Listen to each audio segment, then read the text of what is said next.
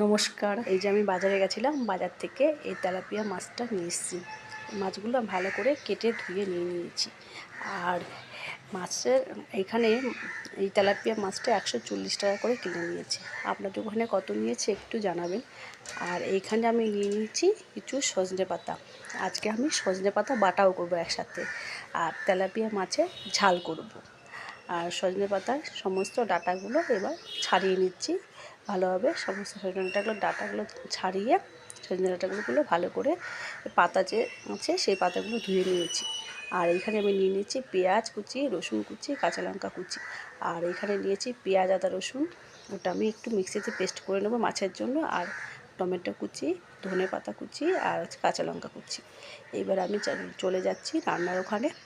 এখানে আমি কড়াইতে একটু তেল দিয়ে তার মধ্যে একটু দিয়ে দিলাম কালো জিরে ফোড়নে, আর একটু পেঁয়াজ কুচি দিয়ে দিয়েছি, যে পেঁয়াজ কুচিটা করে রেখেছিলাম সেইটা। আর দিয়ে দিলাম রসুন, আর দিয়ে দেবো এর মধ্যে কাঁচা লঙ্কা দিয়ে এটাকে নুন দিয়ে ভালো করে একটু ভেজে নেব।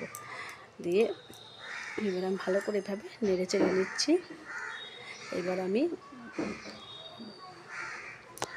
এতে তেল দিয়ে পেঁয়াজ কুচি দিয়ে দিয়েছি এর মধ্যে, আর দিয়ে দিলাম রসুন আর কাঁচা লঙ্কা দিয়ে ভালো করে একটু নেড়ে চেড়ে নেব। আর এর মধ্যে দিয়ে দেব সেই ধুয়ে রাখা সজনে পাতাগুলো। এর মধ্যে একসাথে ভালো করে নেড়ে চেড়ে নেব, কারণ সজনে পাতাগুলো একটু স্লিপারি হয়, বাটার সময় একটু স্লিপারি ভাব থাকে, যার জন্য এটা একটু তেলের মধ্যে নেড়ে চেড়ে নিচ্ছি।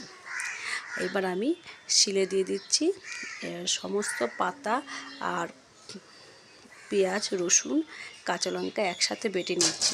এটার মধ্যে একটু নুনও দেওয়া আছে, ভালো করে বেটে নেব। সজনে পাতাগুলো একটু স্লিপারি করছে, বাটতে একটু কষ্ট হচ্ছে। হ্যাঁ, একবার এটা তো উপকারী, সজনে পাতাটা খুবই উপকারী জিনিস। এই পাতা বাটা কিংবা বড়া খাওয়াটা খুবই ভালো। এই যে আমার সমস্ত পাতাগুলো বাটা হয়ে গেছে। এবার আমি এর মধ্যে একটু সর্ষের তেল দিয়ে দিচ্ছি। যে কোনো বাটায় দেখবেন একটু সর্ষের তেল দিলে শেষে খেতে ভালো লাগে, একটু ঝাঁঝ ঝাঁঝ হয়, খেতে টেস্টি হয়। এই যে আমার সজনে পাতা বাটা হয়ে গেছে। এবার আমি চলে যাচ্ছি রান্নার কাছে। এবার কড়াই খুব ভালো করে গরম করে নিয়েছি, আর এর মধ্যে আমি দিয়ে দিলাম সর্ষের তেল। সর্ষের তেলটা খুব ভালোভাবে গরম হতে থাকুক। আর এইদিকে মাছের মধ্যে আমি ধুয়ে রাখা যে মাছ আছে তার মধ্যে দিয়ে দিচ্ছি নুন, পরিমাণ মতো নুন, হলুদ দিয়ে এটাকে মাছের সাথে এইভাবে ভালোভাবে মিশিয়ে মেখে নেব, যাতে প্রত্যেকটা মাছের মধ্যে নুন হলুদ ভালোভাবে যায়, যাতে ঝোলে দেওয়ার সময় মাছগুলো খেতে খুব টেস্টি হয়, সুস্বাদু হয় খেতে আর কি। এবার তেলটা ভালোভাবে গরম হয়ে গেছে। এর মধ্যে আমি দিয়ে দিলাম নুন হলুদ মাখানো যে মাছগুলো আছে সেগুলো এক এক করে দিয়ে দিচ্ছি। আমি সব মাছ একবারে দেব না, কারণ কড়াইটা ছোট আছে তো ওই জন্য। দিয়ে এইভাবে মাছগুলোকে সর্ষের তেলের মধ্যে এই রকম লাল লাল করে ভেজে নিচ্ছি। এই যে মাছ আমার ভাজা হয়ে গেছে। এবার আমি মাছগুলোকে তুলে নেব। এই যে ভাজা হয়ে গেছে এইভাবে। এই দেখুন সব মাছ আমি এইভাবে ভেজে নিয়েছি। এবার আমি কড়াইতে সর্ষের তেল দিয়ে আমি এর মধ্যে দিয়ে দিলাম টমেটো কুচি। টমেটো কুচিটা একটু আগে দিচ্ছি, কারণ টমেটোটা যাতে গলে যায় ভালোভাবে, ওই জন্য। আর এর মধ্যে একটু নুন দিয়ে দেব, যাতে টমেটোটা গলতে টমেটো ভালোভাবে গলে যায়, ওই জন্য একটু নুন দিয়ে টমেটোগুলোকে ভালোভাবে গলিয়ে নিচ্ছি। এবার আমি এর মধ্যে দিয়ে দেব যে পেঁয়াজ, আদা, রসুন বাটাটা আমি মিক্সিতে পেস্ট করে রেখেছিলাম, সেটা আমি দিয়ে দিচ্ছি। এই তেলের মধ্যে দিয়ে আমি এটাকে ভালো করে নাড়তে থাকবো যতক্ষণ পর্যন্ত এই পেঁয়াজ বা রসুনের গন্ধটা কাঁচা গন্ধটা যাতে না থাকে, ওই জন্য তেলের মধ্যে ভালো করে নেড়ে চেড়ে নিলাম। এবার আমার এইগুলো ভাজা হয়ে গেছে। এর মধ্যে আমি দিয়ে দিলাম চেরা কাঁচা লঙ্কা কটা নিয়েছি, এর মধ্যে দিয়ে দিচ্ছি। সেগুলো দিয়ে একটু ভালোভাবে নেড়ে চেড়ে নিচ্ছি। আর তারপরে এর মধ্যে দিলাম জিরে ধনে গুঁড়ো।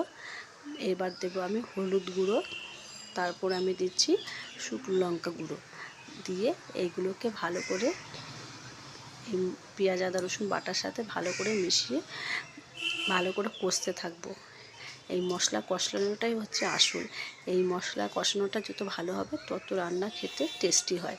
এই মশলাটা এইভাবে আমি ভালোভাবে কষিয়ে নিচ্ছি আর টমেটোগুলোকে একটু খুন্তি দিয়ে একটু করে দিচ্ছি যাতে টমেটোগুলো গলে যায়, কালারটা ভালো আসে। ওই জন্য একটু খুন্তি দিয়ে একটু ভালো করে করে দিলাম। এবার আমি দিয়ে দিচ্ছি ফ্যাটানো টক দই। টক দই দিয়ে ভালো করে মশলাটাকে কষিয়ে নেব। এইবার এইভাবে কষিয়ে নিচ্ছি মশলাটাকে, আপনারা এইভাবে কষিয়ে নেবেন। এবার আমি দিয়ে দিলাম স্বাদ মতো নুন, যতটা পরিমাণে নুন লাগবে ততটা নুন দিয়ে দিচ্ছি। দিয়ে এবার ভালো করে নেড়ে চেড়ে নিয়েছি। এবার দেখুন আমার মশলাটা বেশ ভালোভাবে কষানো হয়ে গেছে আর মশলা থেকে তেল ছাড়তে শুরু করে দিয়েছে। এবার আমি এর মধ্যে দিয়ে দেব সামান্য পরিমাণের জল। যেহেতু এই মাছটা একটু গামাখা হবে, সামান্য পরিমাণে ঝোল থাকবে, ওই জন্য জলটা আমি অল্প দেব। এই জল দিয়ে ভালো করে এটা নেড়ে চেড়ে দিচ্ছি যাতে এটা ভালোভাবে মিশে যায়। এবার আমার দেখুন এই ঝোলটা ফুটে গেছে। এবার আমি সমস্ত ভেজে রাখা যে মাছগুলো আছে সেগুলো এর মধ্যে দিয়ে দিচ্ছি এক এক করে, দিয়ে একটুখানি ভালো করে নেড়ে দেব যাতে মাছগুলো ভালোভাবে ঝোলের সাথে মিশে যায়। দিয়ে এবার আমি ধনেপাতা কুচি এর উপরে ছড়িয়ে দিলাম। ঝোলটা ভালোভাবে ফুটে গেছে, এই অনেকটা ঝোল কমেও এসছে। ধনেপাতা কুচি দিয়ে নামিয়ে দিয়েছি।